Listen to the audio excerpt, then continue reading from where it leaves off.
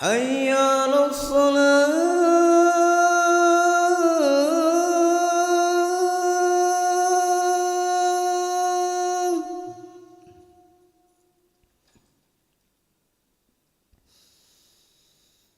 حي على الصلاة.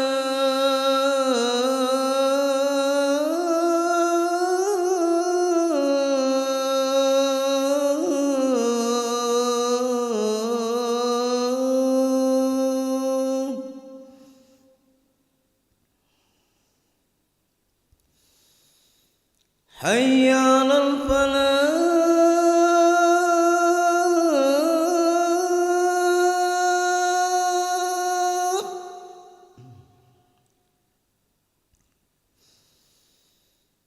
حي على الفلاح.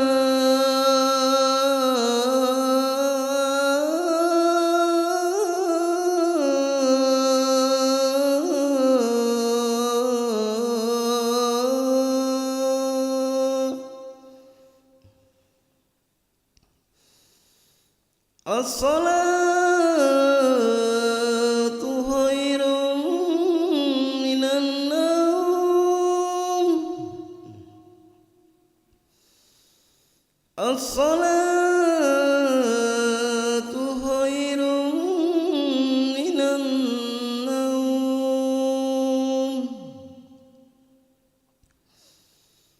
الله أكبر الله أكبر. لا إله إلا الله.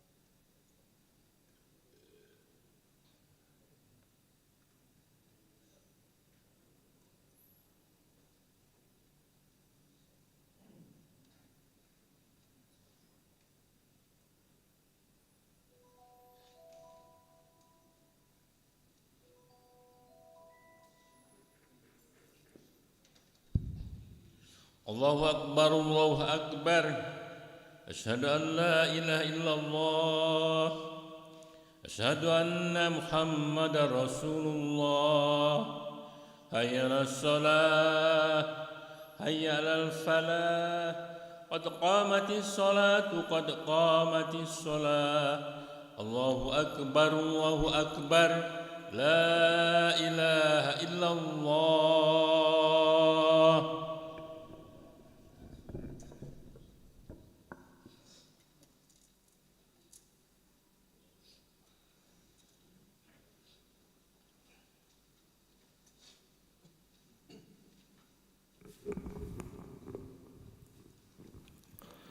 لا إله إلا الله محمد رسول الله صلى الله عليه وسلم. استقيموا واعتدلوا استووا صفوفكم فإن تسوية الصفوف من تمام الصلاة.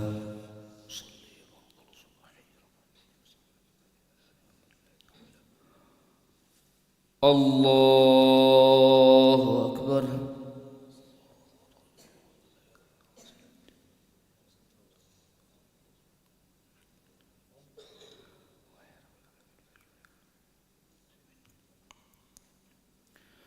بسم الله الرحمن الرحيم.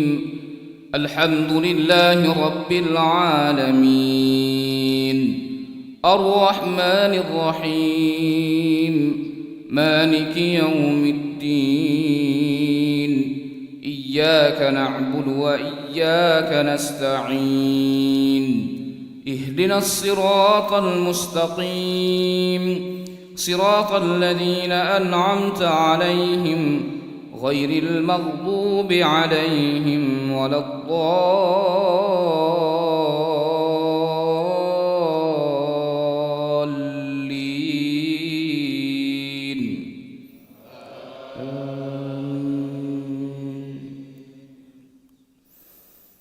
ألم تر إلى الذين أوتوا نصيبا من الكتاب يشترون الضلالة ويريدون أن تضلوا السبيل والله أعلم بأعدائكم وكفى بالله وليا وكفى بالله نصيرا. من الذين هادوا يحرفون الكلم عن مواضعه ويقولون سمعنا وعصينا واسمع غير مسمع وراعنا ليا بألسنتهم وطعنا في الدين ولو أنهم قالوا سمعنا وأطعنا واسمع وانظرنا لكان خيرا لهم وأقوم ولكن لعنهم الله بكفرهم فلا يؤمنون إلا قليلا.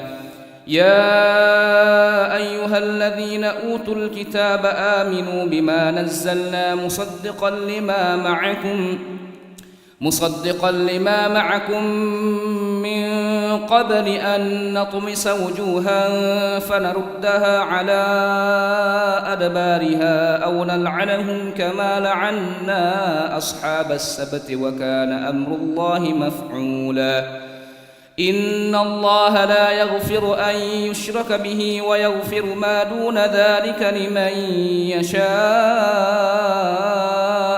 ومن يشرك بالله فقد افترى إثما عظيما. ألم تر إلى الذين يزكون أنفسهم بل الله يزكي من يشاء ولا يظلمون فتيلا. انظر كيف يفترون على الله الكذب وكفى به إثما مبينا. الله أكبر.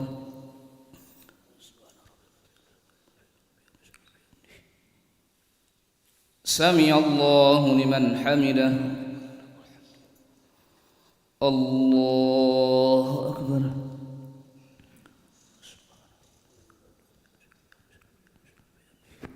الله أكبر.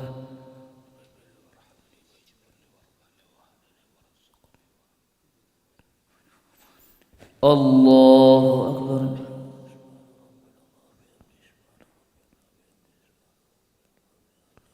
الله أكبر. بسم الله الرحمن الرحيم الحمد لله رب العالمين الرحمن الرحيم مالك يوم الدين إياك نعبد وإياك نستعين اهدنا الصراط المستقيم صراط الذين أنعمت عليهم غير المغضوب عليهم ولا الضالين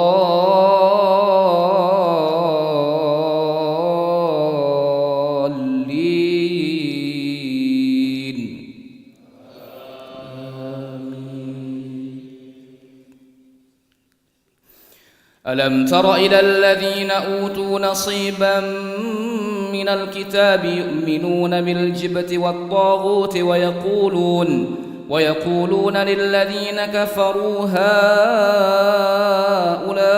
أهدى من الذين آمنوا سبيلا أولئك الذين لعنهم الله ومن يلعن الله فلن تجد له نصيرا أم لهم نصيب من الملك فإذا لا يؤتون الناس نقيرا أم يحسدون الناس على ما آتاهم الله من فضله فقد آتينا آل إبراهيم الكتاب والحكمة وآتيناهم ملكا عظيما فمنهم من آمن به ومنهم من صد عنه وكفى بجهنم سعيرا إن الذين كفروا بآياتنا سوف نصليهم نارا كلما نضجت جلودهم بدلناهم جلودا غيرها ليذوقوا العذاب إن الله كان عزيزا حكيما والذين آمنوا وعملوا الصالحات سندخلهم جنات تجري من تحتها الأنهار خالدين فيها أبدا لهم فيها أزواج مطهرة وندخلهم ظلا ظليلا إن الله يأمركم أن تؤدوا الأمانات إلى أهلها وإذا حكمتم بين الناس أن تحكموا بالعدل إن الله نعم ما يعظكم به إن الله كان سميعا بصيرا يا أيها الذين آمنوا أطيعوا الله وأطيعوا الرسول وأولي الأمر منكم فإن تنازعتم في شيء فردوه إلى الله والرسول إن كنتم تؤمنون بالله واليوم الآخر ذلك خير وأحسن تأويلا الله أكبر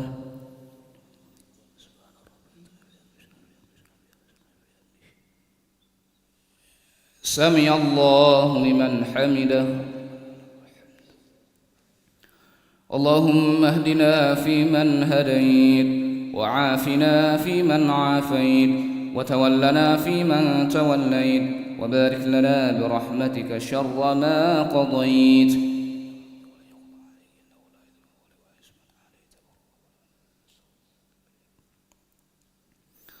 وصلى الله على سيدنا محمد النبي الأمي وعلى آله وصحبه وبارك وسلم الله أكبر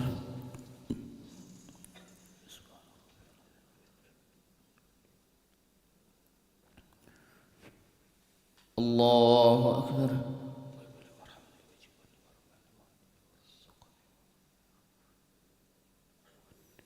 الله أكبر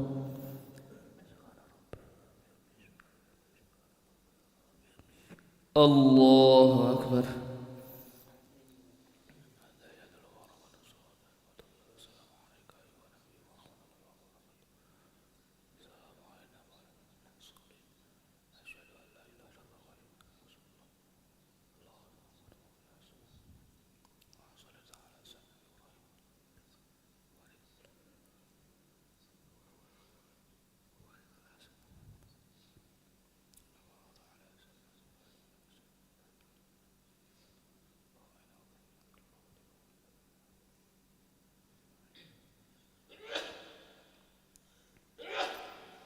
السلام عليكم ورحمة الله. السلام عليكم ورحمة الله. أستغفر الله العظيم، أستغفر الله العظيم، أستغفر الله العظيم الذي لا إله إلا هو الحي القيوم ونتوب إليه. أستغفر الله العظيم الذي لا إله إلا هو الحي القيوم ونتوب إليه. أستغفر الله العظيم الذي لا إله إلا هو الحي القيوم ونتوب إليه. لا إله إلا الله وحده لا شريك له، له الملك وله الحمد يحيي ويميت وهو على كل شيء قدير. لا إله إلا الله وحده لا شريك له، له الملك وله الحمد يحيي ويميت وهو على كل شيء قدير. لا إله إلا الله وحده لا شريك له، له الملك وله الحمد يحيي ويميت وهو على كل شيء قدير. ولا حول ولا قوة إلا بالله العلي العظيم. اللهم أجرنا من النار، اللهم أجرنا من النار، اللهم أجرنا من النار، اللهم أجرنا من النار، اللهم أجرنا من النار، اللهم أجرنا من النار، اللهم أجرنا من النار السالمين. اللهم أنت السلام ومنك السلام وإليك يعود السلام. وحينا ربنا بالسلام وادخلنا الجنة دار السلام. تباركت ربنا وتعاليت يا ذا الجلال والإكرام. إلهنا يا ربنا يا معبود سبحان الله.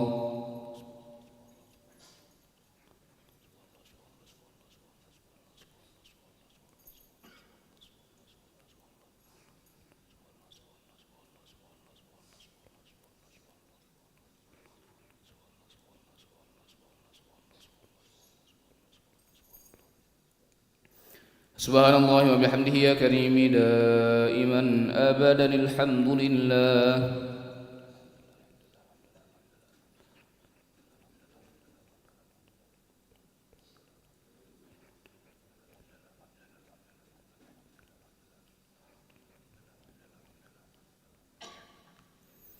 الحمد لله رب العالمين على كل حال وفي كل حال وبنعمه. الله أكبر.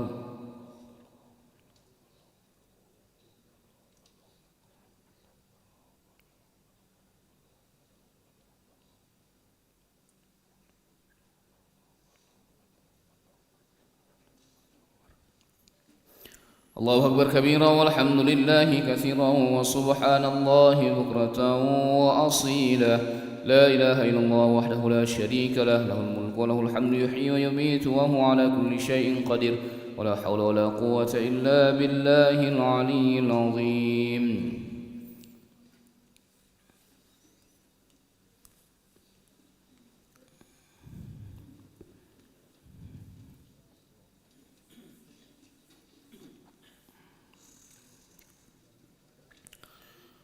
Bismillahirrahmanirrahim. Assalamualaikum warahmatullahi wabarakatuh. Nahmaduhu wa nusalli wa nusallimu ala rasulil karim, amma ba'du. An Umar bin Al-Khattab radhiyallahu anhu qala sami'tu Rasulullah sallallahu alaihi wasallam yaqulu inni la a'lamu kalimatan la yaquluha 'abdun haqqan min qalbihi fayamutu ala dhalik illa harramahu Allah ala an-nar.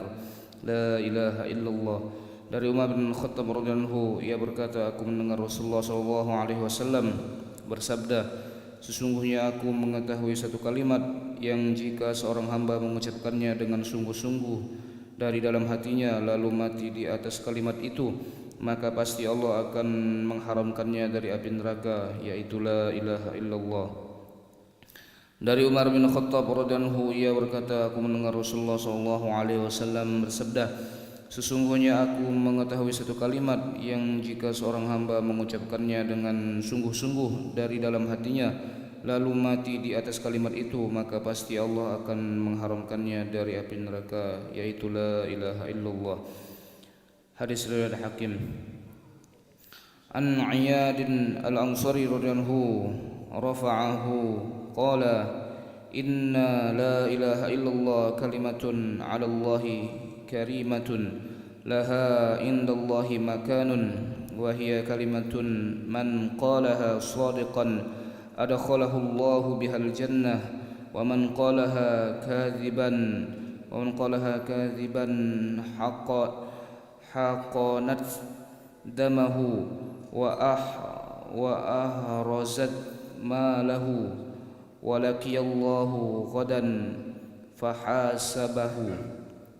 Dari Iyad al-Ansari radhiyallahu, ia merafakkannya, menganggap hadis ini sampai kepada Rasulullah sallallahu alaihi wasallam. Beliau bersabda, sesungguhnya la ilaha illallah merupakan satu kalimat yang mulia bagi Allah dan mempunyai kedudukan di sisi Allah.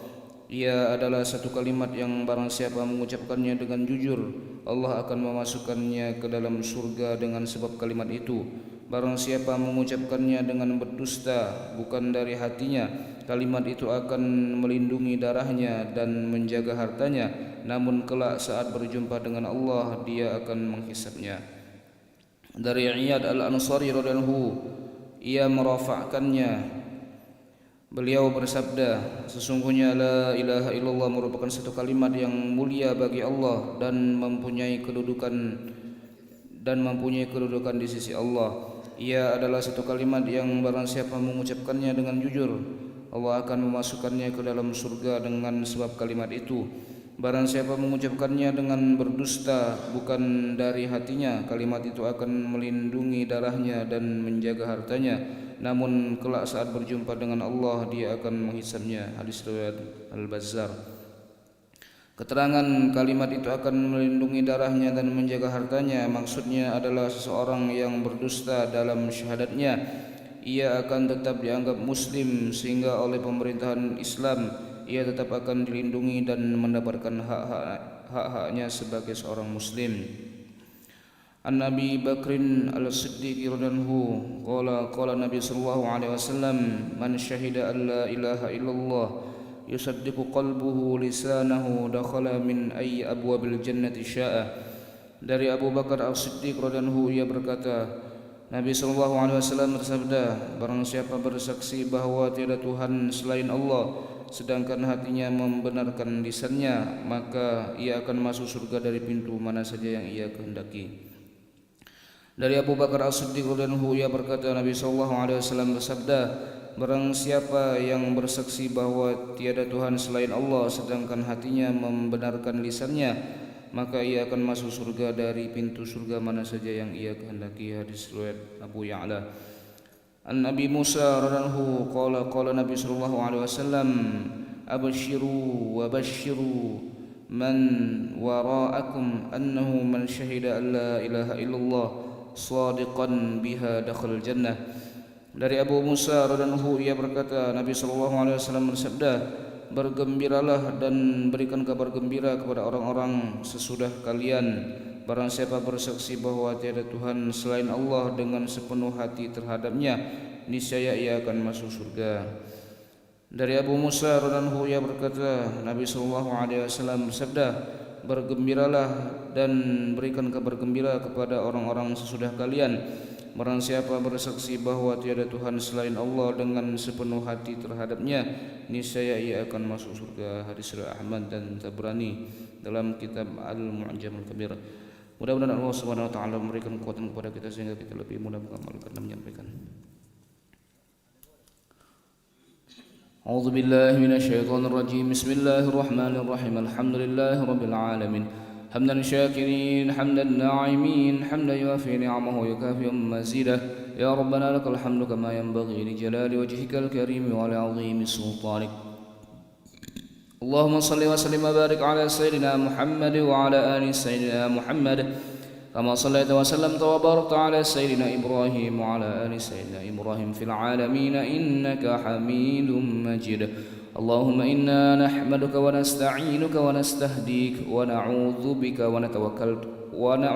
ونتوكل عليك ونثني عليك الخير كله نشكرك ولا نكفرك ونخلع ونترك من يفجرك. اللهم إياك نعبد ولك نصلي ونسجد وإليك نسعى ونحفد. نرجو رحمتك ونخشى عذابك إن عذابك الجد بالكفر ملحق. اللهم لك الحمد بالإيمان ولك الحمد بالإسلام ولك الحمد بالقرآن ولك الحمد بالأهل والمال والمعافاة. لك الحمد بكل نعمة أنعمت بها علينا. سبحانك لا نحصي ثناء عليك أنت كما أثنيت على نفسك، فلك الحمد حتى ترضى ولك الحمد إذا رضيت.